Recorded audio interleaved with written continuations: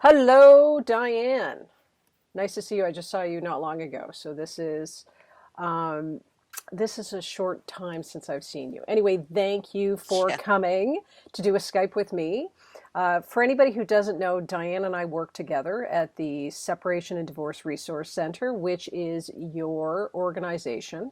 I am a core belief engineering practitioner that works and has an office within the SDRC. So we Mhm. have known each other for 5 years now. I have been in Ottawa since whatever, and you and I have been friends and Yeah. colleagues. So I know that you're the perfect person to talk to about what happens after you decide that you are going to separate. I work often with couples, and I'm honestly and wholeheartedly Mhm. want people to stay together, but sometimes that doesn't work out. You and I both know that. Mhm. And Yeah. people are lost often when they realize that my marriage is not going to work out. I always say to them, go and see Diane. So Mhm. when people walk through your office, Diane, first of all, we'll just do a short bit. Who are you and what do you do? Whoa. So I am Diane, who I founded the Separation Divorce Resource Center.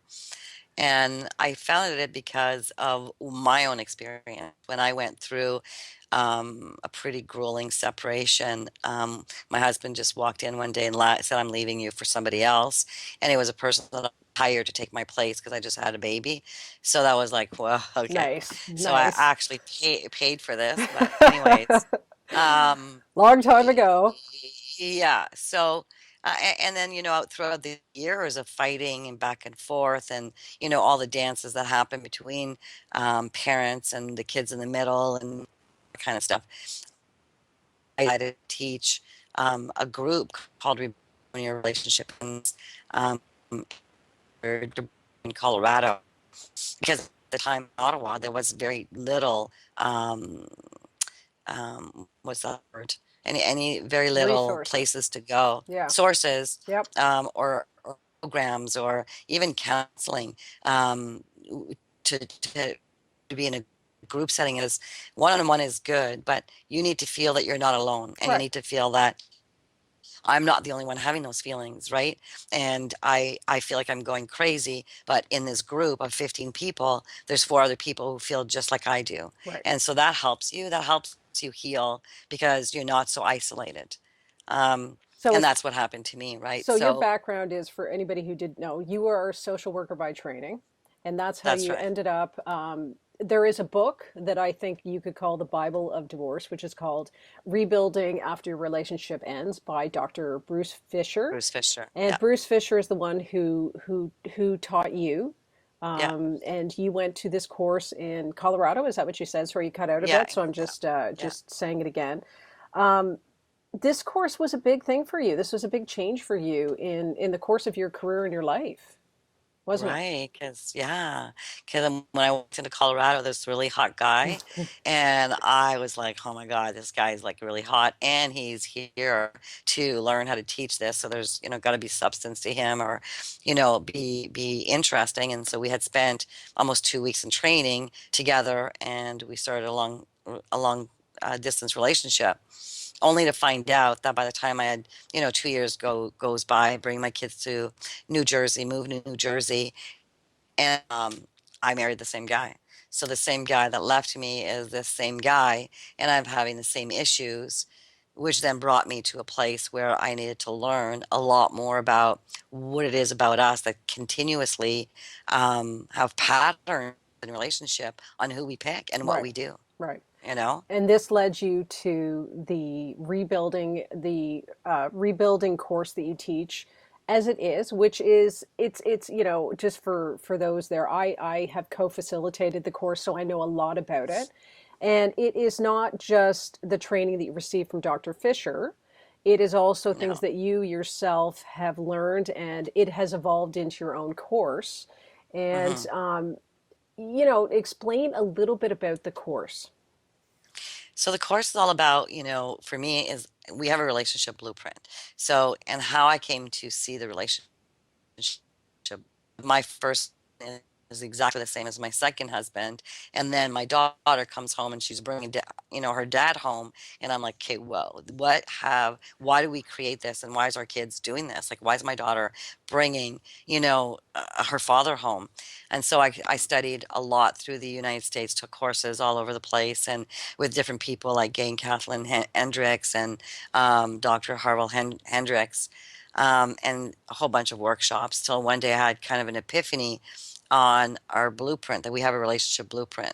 So that's how I start the course. I start the course with, really understanding that we have this driver called our blueprint, and how can we heal into blueprint so that we don't pick the same partners, or we are able to, I like to say, standing in your own power. So how do you stay standing in your power going into a relationship or new relationships, and really understanding yourself, because I think the you need to know you.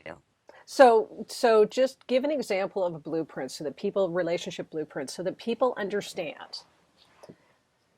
Well, I just did one. So I just had a client, and he's like, why is it, I got separated 4 years ago, and I've met four women and all of them cheated on me. So then I asked him, I said, what is, what did you want the most as a child? And he goes, what kind of question is that? And I'm like, just answer me. So he answered to be wanted. And so he, to be wanted, throws all his eggs in the first 3 months and throws all his eggs in a basket. And he's in and he's saying, I love you. And it's pretty heavy to have that in the first 3 months. And then what happens in the 4 or 5, the women start pushing away from him, and they go into other relationships and leave him behind. And he says, see, this keeps happening to me. Why are these women that to me? And I'm like, well, actually, you're doing it to yourself, because you're not strong within yourself and want you enough to stop making it something outside of yourself and look at what part of you is creating that, Right, right? right. So in the rebuilding, I mean, I've witnessed so many people learning these things that you're teaching. First of all, they learn their emotional blueprint, but once they learn it, then what? Then what happens is that you keep calling yourself up on it, right? So if you feel, so let's go with wanted. So when you're in the relationship and you're feeling like your spouse doesn't want you, or your new boyfriend or your whatever is not feeling like you don't feel like you're wanted, when you have a consciousness or you're educated on it, you can say, okay, here I am again, and I'm feeling like he doesn't want me. So then you go check in and say, okay, so I'm feeling this, is there value to what I'm feeling, or is it just my insecurities or my need to be wanted acting up, let's say. And then it opens up uh, intimate dialogue with you and the new partner, right? Right. And so you're not in a place where you're using behaviors in order to be wanted. You're actually taking responsibility, and you're going to check in. Right. Does that make sense? Yep, makes Yeah. sense. So I know that one of the reasons why you are passionate about teaching people this is because you have two daughters. They're all grown up now, but when Really? yeah, Yeah. yeah. Okay. Kick that bird out of the nest. Anyway, Yeah. um, yeah, they're grown up. They're doing their own relationships now. But one of the things Yeah. that you saw that I think is one of the most valuable parts of the course is helping our kids not to do what we did in our Yeah. relationships. And that relates back to the blueprint, right? Because Yeah. they inherit that blueprint, or at least one of your kids does, and they Hmm. run it, and often they make the same relationship mistakes that you Hmm. made, right? Hmm. So using Tara as an example, Hmm. Tara was So the, sorry, go ahead. yeah, well, Tara, so the same thing. So I always bring strays home and create, I'm gonna save them, and I'm gonna make them see the light, and I'm gonna get them to believe in themselves, and so I play the hero, and I'm gonna fix everybody, right? And Tara did the same thing. Her first boyfriend she brought home, had two parents. One was a drug addict, one was in prison. He was being raised by his grandma, and she was going to help him. At 13 years old, she was going to help him, and she was going to show him how great her family is, and so on. And so that really kind of hit home for me. It was like, oh my God, like, how can she be doing this? Well, I'm the role model. So she saw me doing it, and of course she's going to do it. But even further than that is that she has the same need. So let's say it's the need to be important. So you're going to bring, people that you can rescue, because then they'll make you feel like you're really valuable or important, Right. Right. right? And then hence we keep doing it over and over again until we start to realize that to feel important, you got to give that to yourself, right? And you don't need to go fix people in order to feel important. You have to learn how, what is stopping you or what's in the way of you feeling important to you. Right. Right. Yeah. So people coming out of relationships, I mean, initially, the first 8 months at least are pretty hellish. Pretty Yeah, hellish, I right? call those the black hole of hell. Like, Right. it's terrible. It's not, it's you cannot explain those feelings and explain what happens to you in those months. It's insanity. It's a loss. Bec- It's a grief. but what happens as well is that you have, not only do you have, the loss of the relationship, but it throws you back into all your pain that you've never felt, you're feeling it. And then all your fears, Right. right? And then the dream of the family and the breakdown and losing friends and the cottage and everything. Like, it affects every piece of you. Yeah. Yeah. Yeah. And one of the things that you and I have talked about, obviously, we talked about mediation, and I believe 100% in mediation for so many different reasons. Hmm. But the healing that needs to come after you have done the mediation, you sign the papers, everybody has moved house and done all of their stuff. It takes about what, 8 months to a year before you can start really thinking about healing, or what? You start to heal, like, so you start to heal in about 4 or 5 months, that you start to kind of be able to not cry 24 hours a day.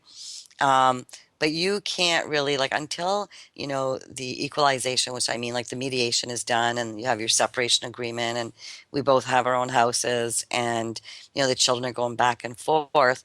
Until then, you can't really heal, because you're in chaos and everything's like you have no footings. And then, once you have your footings again, that's when the healing happens.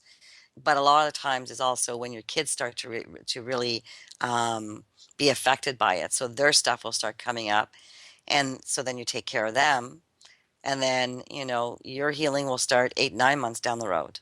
Right. So, and oftentimes people don't take the time to heal. They get into another relationship. Right. So your I asked you advice before, and I love the advice that you give, but your number one advice for people who are coming, they're in the black hole, they haven't gotten to the point where they're healing. What's your best advice? Stay single. Okay. Do not get into a relationship. Do not, right? Don't get into a relationship unless you can, really stand strong, really know who you are, and really know what you want, Because a right? If year, you're, so if they're getting in a year, you're saying no. well, God, no, they don't even know. Like, they've gone through. So let's say the first 6 months is logistics. Yeah. And then it's the next 6 months is just, reconnecting and being with your children and, doing life as a single parent.